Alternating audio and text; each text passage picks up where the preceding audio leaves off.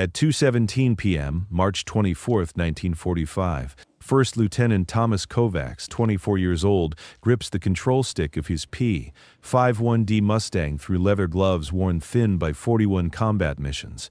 The nickname Pittsburgh Steel is painted in bold white letters beneath his canopy, a reminder of home, of the immigrant neighborhood on Pittsburgh's south side, of his father who worked the blast furnaces and prayed his son would never have to. The sky above Schweinfurt, Germany, is deceptively peaceful. A canvas of pale blue stretches to infinity, marked only by the distant contrails of B-17 bombers returning from their raid on ball-bearing factories deep in the Third Reich. 60 miles east of Frankfurt, at 24,000 feet, the temperature outside Kovacs' canopy reads -38 degrees Fahrenheit. The Packard Merlin engine hums with mechanical precision, a symphony of 1,490 horses pushing him through thin air at 280 miles per hour. Kovacs scans the horizon with eyes that have learned to see death before it arrives. Fighter pilots in the European theater face brutal mathematics: 30% killed in action, 20% shot down over enemy territory, only 50% making it home alive. For 14 months, Kovacs has beaten those odds. 41 missions. 41 times he's climbed into this cockpit not knowing if he'd climb out again.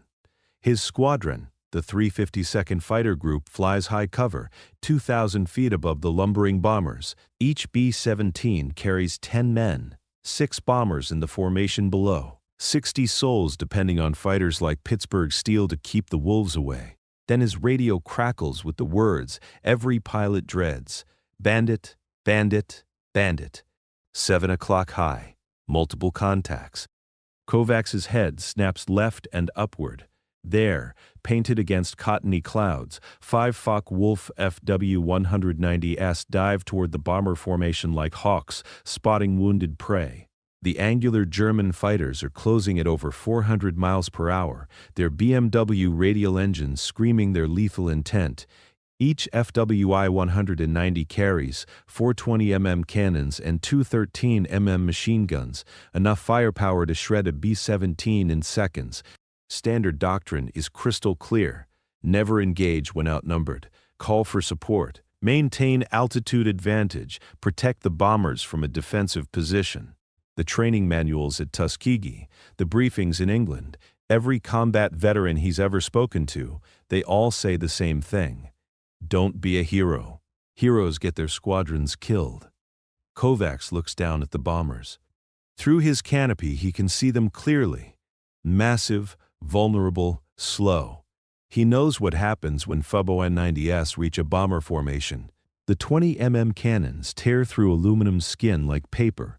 Fuel tanks explode. Wings separate from fuselage. Men burn alive or fall 24,000 feet, their screams lost in the wind. The nearest friendly fighters are 8 miles south, escorting another formation. By the time they arrive, the German fighters will have made their attack runs. 60 men will be dead or dying, spiraling toward Earth in flaming coffins of twisted metal.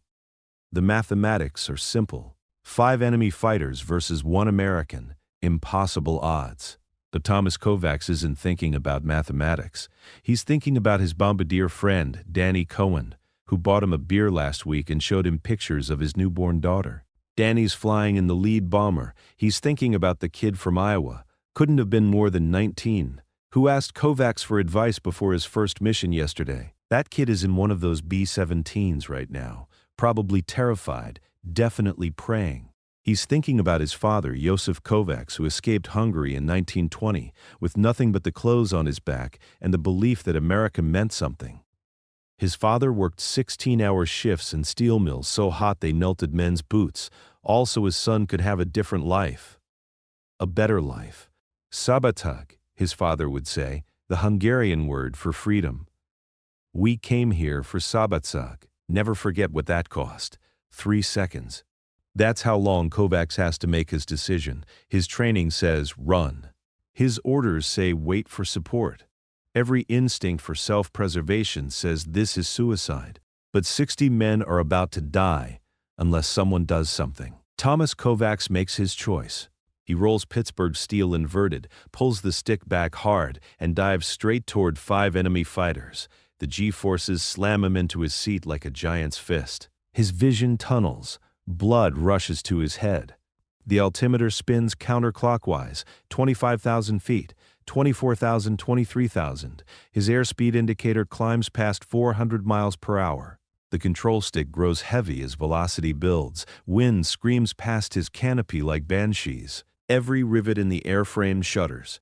The German fighters haven't seen him yet. They're fixated on the bombers, already lining up their attack vectors. Kovacs counts them again. 5 confirmed targets. His P-51 carries 651. Caliber Browning machine guns with 1,880 rounds of ammunition total. In combat, that translates to roughly 15 seconds of continuous fire. 15 seconds to kill 5 fighters. After that, he's defenseless, a target, not a threat. At 22,000 feet, Kovacs levels out 800 yards behind the German formation. His gun sight, an illuminated orange circle, hovers over the trailing FW-190. The German pilot has no idea death is approaching from behind. He's young, probably, fresh-faced, maybe thinking about a girl back home, maybe thinking about his own survival statistics. Range, 700 yards. Too far. 600 yards. Still too far. 500 yards. Almost. At 400 yards, Kovacs's finger finds the trigger. Time seems to slow, the way it always does in combat. He can see individual panels on the Fudancy fuselage. He can see the German crosses on the wings. He can see the pilot's head in the cockpit. He squeezes. 6 streams of 50 caliber tracers converge on the German fighter. Each bullet weighs less than 2 ounces, but travels at 2,900 feet per second. The FW-190's fuselage erupts in a cascade of sparks and torn aluminum. Pieces of metal skin peel away like leaves in a hurricane. The right wing root explodes in orange flame, fuel igniting, hydraulics bursting. The German pilot doesn't even have time to scream. His fighter rolls inverted and spins toward Earth, trailing black smoke like a death shroud. 1 down. 4 to go. Now they know he's here. The formation shatters. 2 5-190s break hard left, 2 break right. It's a standard scissor maneuver. Split the attacker's focus, loop around, catch him in a crossfire from opposite directions. Kovacs has perhaps 20 seconds before those fighters complete their turns and bring their superior numbers to bear. He has to keep killing before they can coordinate. He selects his next target, the far-right FW-190, now pulling up into a climbing turn. The German pilot is good. He's trying to use his BMW 801 engine's superior horsepower to outclimb the Mustang. In a straight vertical climb, the 5190 has the advantage. More power, better rate of climb. But Kovacs doesn't climb straight. He pulls into a climbing spiral, corkscrewing upward like a rifle bullet. The Mustang's superior roll rate gives him the edge here. He's bleeding airspeed, 260, 240, 220, but maintaining energy. The German pilot doesn't see the trap until it's too late. At 23,000 feet, physics catches up with the 5190. The nose drops, the fighter stalls, hanging motionless in the air for 3 eternal seconds. A sitting duck. Kovacs fires. Range, 200 yards, point blank in aerial combat. His 50 caliber rounds tear through the 5190's cockpit like a circular saw through plywood. The canopy explodes in a shower of plexiglass. The German pilot's body jerks violently, once, twice, then goes still. The WSOD-190 tumbles sideways, spiraling toward Earth. No parachute. The pilot is already dead. 2 down. 3 to go. But now Kovacs is in trouble. His airspeed reads 180 miles per hour, dangerously slow, wallowing at the edge of a stall. He pushes the stick forward, diving to rebuild velocity. Behind him, he hears the sound that every fighter pilot dreads, the ripping canvas noise of cannon fire. The 2 590s that broke left have completed their turn. They're on his tail now, 600 yards back and closing fast. Tracer fire stitches the air past his right wing. Glowing rounds curve past his canopy, each bullet traveling 2,800 feet per second. If one hits his engine, he's dead. If one hits his fuel tanks, he's a fireball. If one hits him, his wife Elizabeth, who he married before shipping overseas, who writes him letters every week, who's waiting in Pittsburgh, becomes a widow. Kovacs brakes hard left, pulling 6 Gs. The world tilts 90 degrees. His vision grays at the edges as blood drains from his brain toward his feet. He tightens his stomach muscles, grunting against the pressure, fighting to stay conscious. The horizon becomes a vertical line. More tracers. Closer this time. He can feel the heat of them passing. He reverses his turn, braking hard right. The sudden direction change throws off the German gunner's aim. He rolls inverted and pulls down, diving beneath their line of fire. His airspeed builds 320, 340, 360 miles per hour. The altimeter unwinds rapidly. 21,000 feet, 20,000, 19,000. At 18,500 feet, he levels out and looks back. The two 5190s are still there, following him down. But they've separated, one high, one low, classic hunter-killer formation. One flushes the prey, the other makes the kill. And the third German fighter, the one Kovacs hasn't seen yet, is the most dangerous. The fighter you can't see is the fighter that kills you. His radio crackles again. Steel lead, Falcon 3, we see your engagement.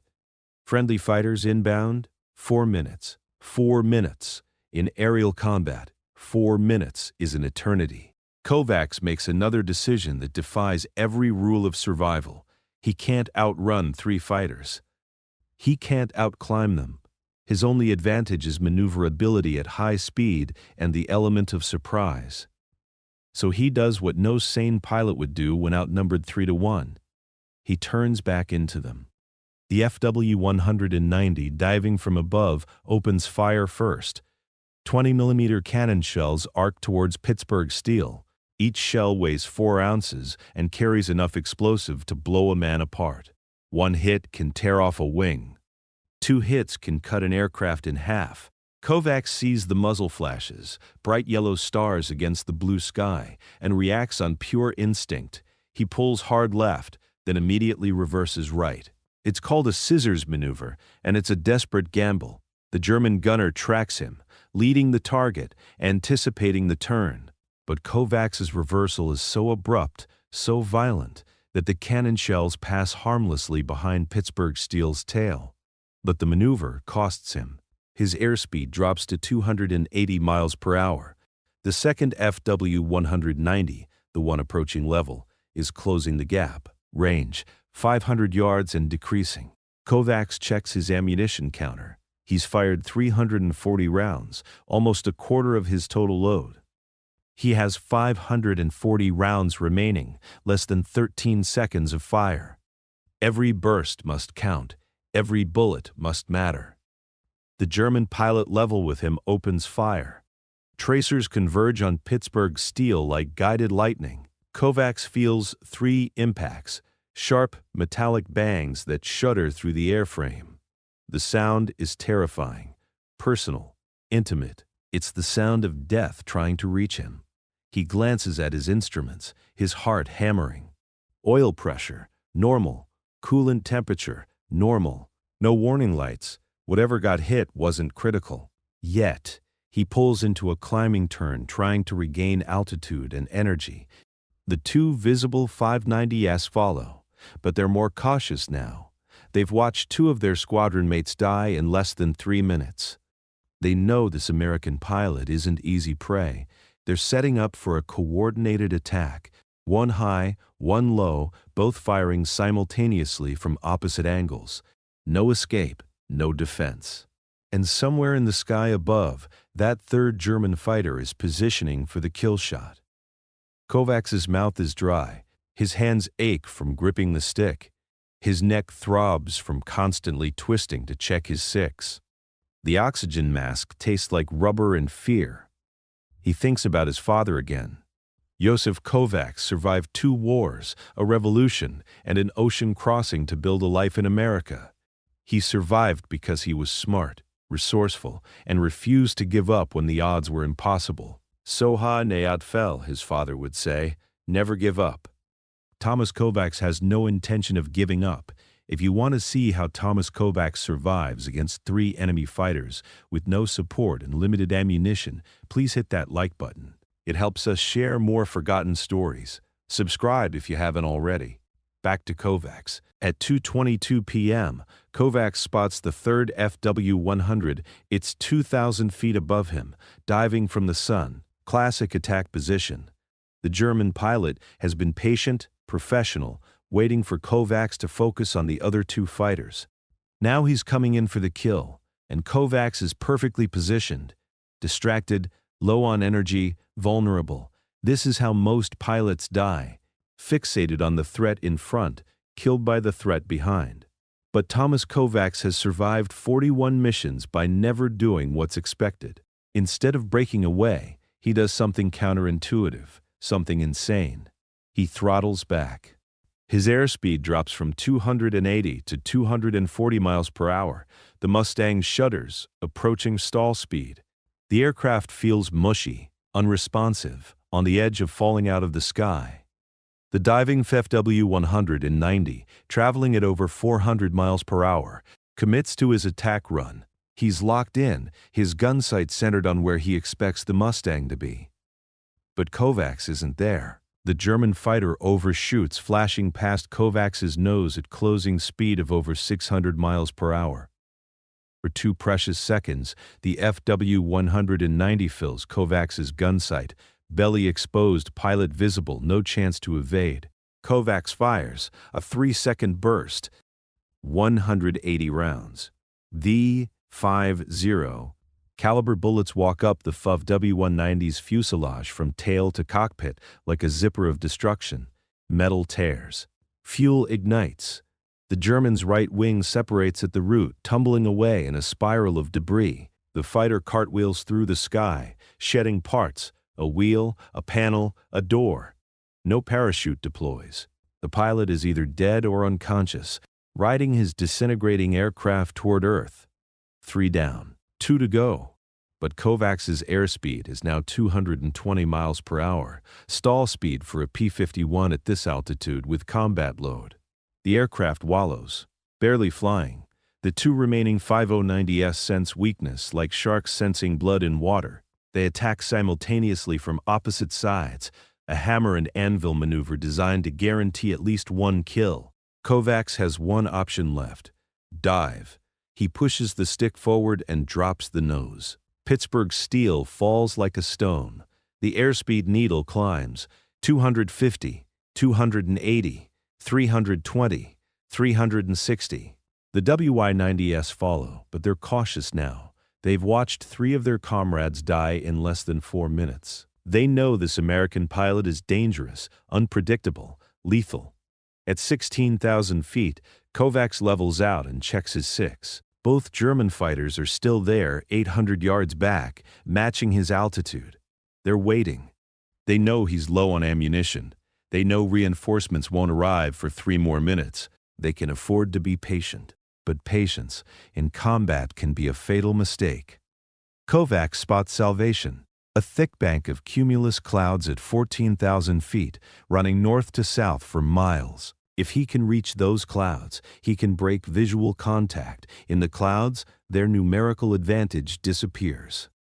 It becomes a game of cat and mouse, and Kovacs has proven he's a very dangerous mouse. He pushes his throttle to maximum power. War emergency setting. The Packard Merlin engine screams, delivering every available horsepower. His airspeed climbs to 380 miles per hour. The aircraft shakes with the strain. The 2 490s accelerate to match. They're closing the gap. 700 yards, 650, 600. If they get within 400 yards, they'll open fire. Concentrated fire from 2 fighters is unsurvivable. The clouds are 30 seconds away. 20 seconds. 10 seconds. Tracer fire erupts from the left side FW-199. The German is firing at maximum range, hoping for a lucky hit. Most of the cannon shells pass overhead, but one connects. It punches through Kovacs's left wing with a metallic crack that he feels through the control stick. Fuel begins streaming from the punctured wing tank. Kovacs's eyes snap to his fuel gauge. He started the mission with 180 gallons. He's burned 95 gallons in combat maneuvering.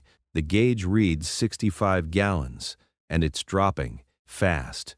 Fuel sprays from the damaged wing, evaporating in the 3800 mile per hour slipstream.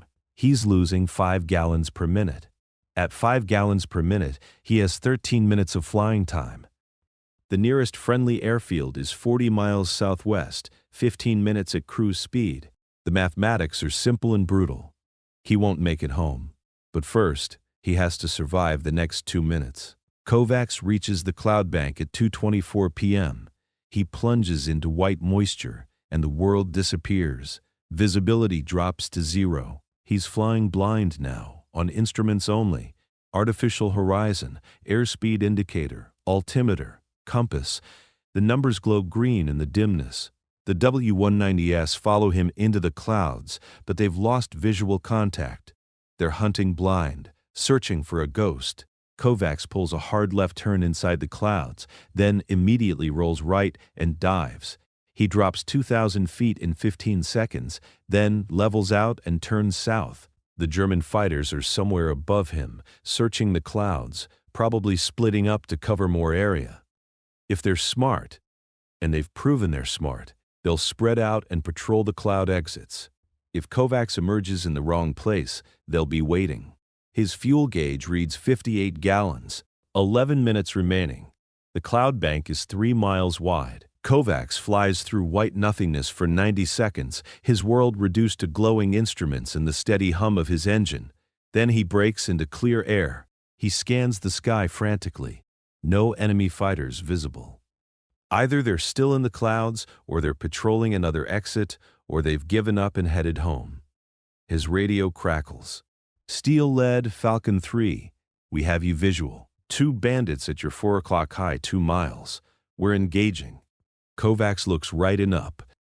4 P-51s dive toward the 2 remaining few W-190s. The Germans see the new threat and break off immediately, turning east toward Germany. The fight is over. Thomas Kovacs is alone in the sky with a dying aircraft. At 2:26 p.m., reality sets in. Fuel gauge 52 gallons, 10 minutes of flying time, nearest friendly airfield, Florens, Belgium, 43 miles southwest. At his current airspeed of 280 miles per hour, that's a 9-minute flight. He might make it. Kovacs reduces throttle to conserve fuel. His airspeed drops to 240 miles per hour. The fuel streaming from his damaged wing slows to a trickle. The gauge stabilizes at 50 gallons. He recalculates. At reduced speed, Florens is 11 minutes away. He won't make it. Kovacs keys his radio. His voice is steady, professional, betraying none of the fear churning in his gut. Falcon 3, steel-lead. I'm hit and losing fuel. Estimate 7 minutes flying time remaining. Request emergency landing clearance at nearest field. Roger, steel-lead. Florens is notified. Emergency crews standing by. Can you make it? Kovacs checks his fuel gauge again. 46 gallons. He does the math one more time, hoping the numbers will change. They don't. Negative. I'll be dry before I reach the field. I'm going to put her down in friendly territory. There's a pause on the radio. Then, copy that, steel-lead. Good luck. Below him, the German countryside gives way to the forests of eastern Belgium. Kovacs scans for suitable landing sites. Farm fields are too small, bordered by stone walls and trees. Roads are too narrow, lined with telephone poles. He needs flat, open ground at least 1,000 feet long, and he needs it soon. At 2:29 p.m., he spots a possibility. A harvested wheat field, maybe 1,200 feet long. It's rough, rutted, bordered by dense forest, but it's his only option. He turns toward it, descending through 12,000 feet. His fuel gauge reads 38 gallons. The engine runs smooth, but that can change in a heartbeat. When the fuel runs dry, the Packard Merlin will quit. No restart. No second chance. No glide long enough to find another field. Kovacs circles the field once, checking for obstacles. The ground is rough but clear of major debris. No power lines, no fence posts, no livestock. Wind is from the west at approximately 10 miles per hour. He'll land into the wind, using every advantage he can find. At 8,000 feet, his engine coughs. The sound is terrifying, a brief interruption in the steady mechanical rhythm, a warning that death is approaching. The fuel gauge reads 22 gallons, but that number is unreliable now. The damaged fuel line is probably feeding air bubbles into the system. When enough air reaches the engine, it will stop. Kovacs lowers his landing gear. 3 green lights confirm all wheels are down and locked, a small miracle given the battle damage.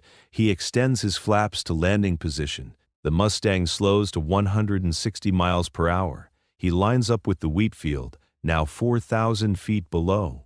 At 3,000 feet, the engine coughs again.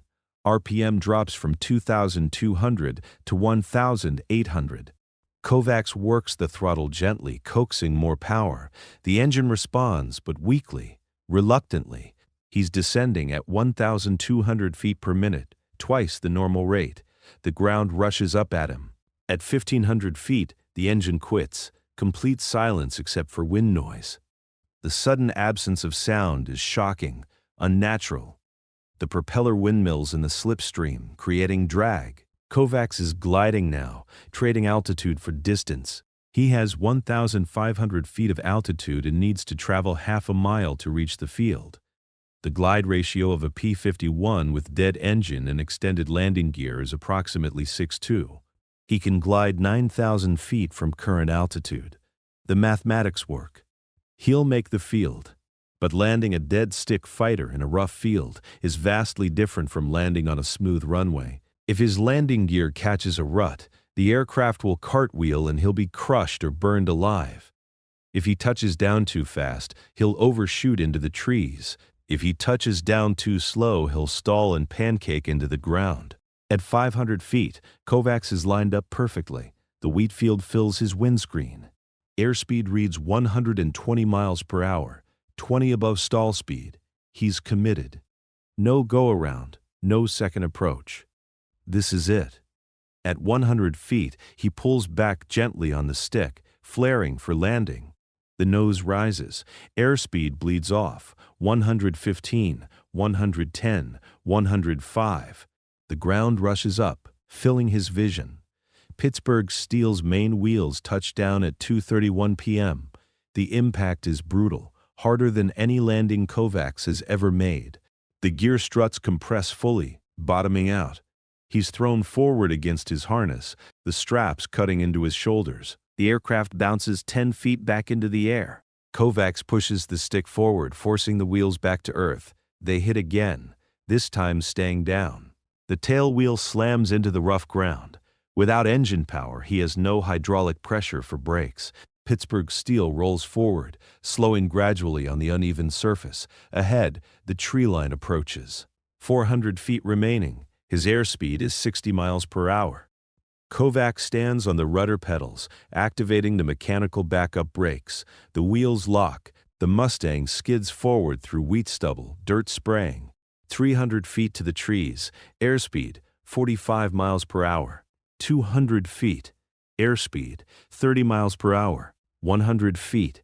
Airspeed, 20 miles per hour. Pittsburgh Steel comes to rest 70 feet from the tree line.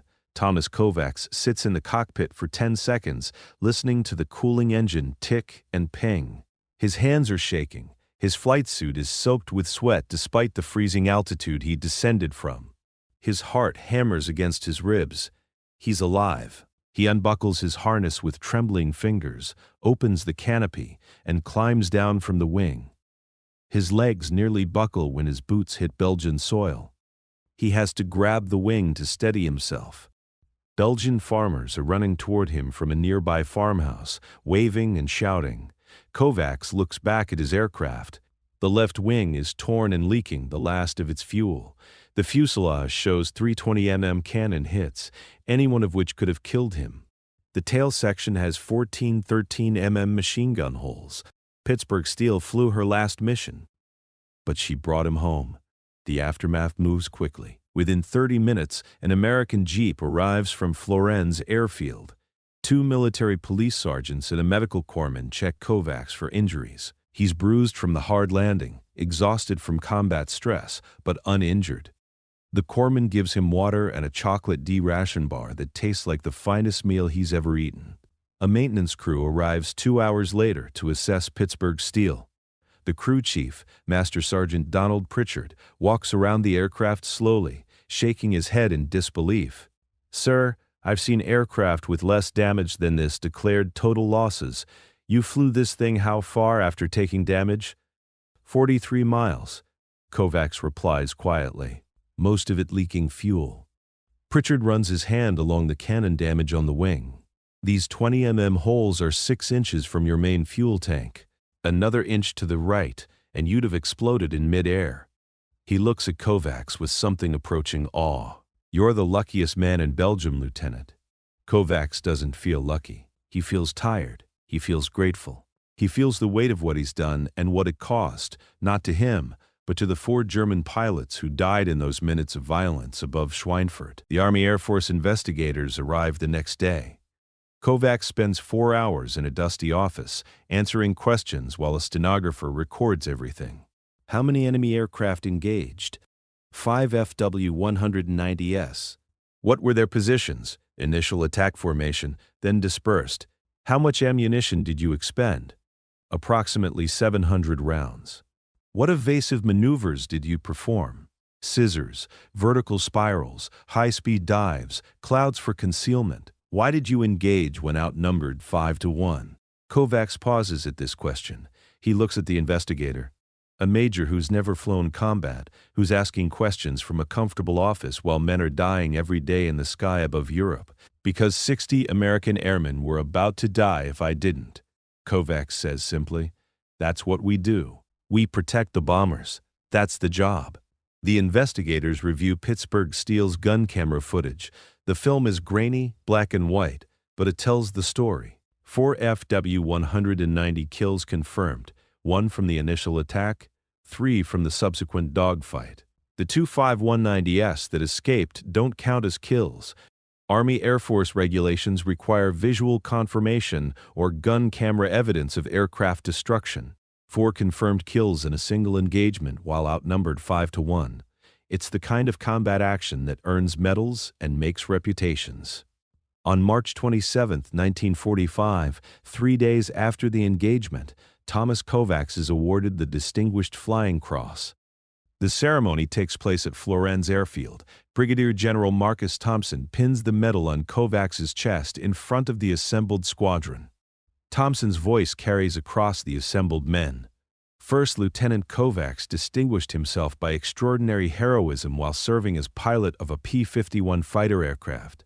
Upon observing 5 enemy fighters attacking a friendly bomber formation, Lieutenant Kovacs single-handedly engaged the enemy force, destroying 4 enemy aircraft and driving off the remainder, thereby protecting 60 American airmen from certain destruction. After the ceremony, Thompson pulls Kovacs aside. His voice is quieter now, more personal. "You did something extraordinarily brave and extraordinarily foolish, Lieutenant. Those bombers came home because of you. 60 men are alive because you made an impossible choice. But don't do it again. We need pilots who can make those choices and live to make them again." Kovacs nods. "Yes, sir. Once was enough." Pittsburgh Steel is salvaged for parts. The airframe is too damaged for repair. But the Packard Merlin engine is removed and installed in another P-51. The guns are cleaned and remounted in other aircraft. The aluminum skin is melted down and reformed. Within weeks, Pittsburgh Steel exists only in photographs, official reports, and in the memory of one pilot who flew her into impossible odds and somehow survived. Thomas Kovacs returns to combat operations on April 2, 1945. He flies 9 more missions before Germany surrenders on May 8, 1945. His final tally: 50 combat missions, 6 confirmed enemy aircraft destroyed, 0 losses. The 4 German pilots Kovacs shot down on March 24, 1945, are never identified. Luftwaffe records from that period are incomplete, destroyed during the final collapse of the Third Reich. But somewhere in Germany, 4 families received telegrams in the spring of 1945, brief, impersonal notifications that their sons, husbands, or fathers were killed in action over Belgium. The telegrams didn't mention that they died fighting one American pilot who refused to let them pass. They didn't mention the bomber crews that survived because of impossible courage. They didn't mention names or circumstances, only that they died serving their country. War creates enemies out of people who might have been friends. Thomas Kovacs musters out of the Army Air Forces on November 12, 1945, with the rank of captain. He returns to Pittsburgh, to the neighborhood where he grew up, to the steel mills where his father still works. He uses the GI Bill to enroll at Carnegie Institute of Technology, studying mechanical engineering. He graduates in 1949 with honors. He marries Elizabeth Romano in 1950, the girl who wrote him letters every week during the war, who waited for him, who never doubted he'd come home. They have 3 children, Michael in 1951, Susan in 1953, Robert in 1956. Kovacs works for Westinghouse Electric Corporation for 32 years, designing turbine engines. His colleagues know he served in the war, but they don't know the details. The Distinguished Flying Cross hangs in a closet, not on a wall. He doesn't talk about March 24, 1945. He doesn't talk about the 4 men he killed or the 60 he saved. When his children ask about the war, he tells them it was a long time ago and changes the subject. But every March 24th, he goes quiet. Elizabeth knows why. His children eventually figure it out. On those days, Thomas Kovacs is somewhere else, 24,000 feet above Schweinfurt, making an impossible choice, fighting 5 enemy fighters alone. He maintains contact with his squadron. Every 2 years, the survivors gather for reunions. The group grows smaller each year. They drink beer, tell old stories, remember friends who didn't come home. They never talk about Kovacs's mission over Schweinfurt, but they all know. It's in the records, in the history books, in the legend of the 352nd Fighter Group. Elizabeth dies in 2003 after 53 years of marriage. Kovacs moves in with his daughter Susan. His health declines gradually. Heart trouble, arthritis, the accumulated weight of 83 years. On June 14, 2004, Thomas Kovacs dies peacefully in his sleep. He's 83 years old. His obituary in the Pittsburgh Post-Gazette mentions his military service in one sentence. Thomas served in the Army Air Forces during World War II and was decorated for valor. At his funeral, more than 300 people attend. Family, friends, colleagues, and a dozen elderly men in Air Force uniforms who traveled from across the country. They're the survivors of the 352nd Fighter Group, men who flew beside him, who knew what March 24, 1945 truly meant. One of them, retired Colonel Danny Cohen, the bombardier whose daughter's picture Kovacs saw before that mission, speaks at the service. His voice cracks with emotion. "Tom saved my life that day. He saved 60 lives. We all knew the odds. We all knew what he risked. He didn't have to do it. But that's who Tom Kovacs was, a man who saw people in danger and couldn't look away." Cohen pauses, wiping his eyes. "We went home to our families because one pilot decided 60 lives mattered more than impossible odds. That's not just bravery. That's love for your fellow man." Thomas Kovacs is buried at Allegheny Cemetery in Pittsburgh, not far from the steel mills where his father worked. His headstone is simple. Name, rank, dates in one line, Distinguished Flying Cross, World War II. It doesn't mention the 4 enemy fighters. It doesn't mention the 5-to-1 odds. It doesn't mention that for 4 minutes above Schweinfurt, Germany, one American pilot held the line against impossible mathematics and won. But the 60 men who came home that day, and their children, and their grandchildren, they know. Sometimes one person, facing impossible odds, refusing to back down, can change everything. Thomas Kovacs proved that on March 24, 1945, and 60 families lived because he did.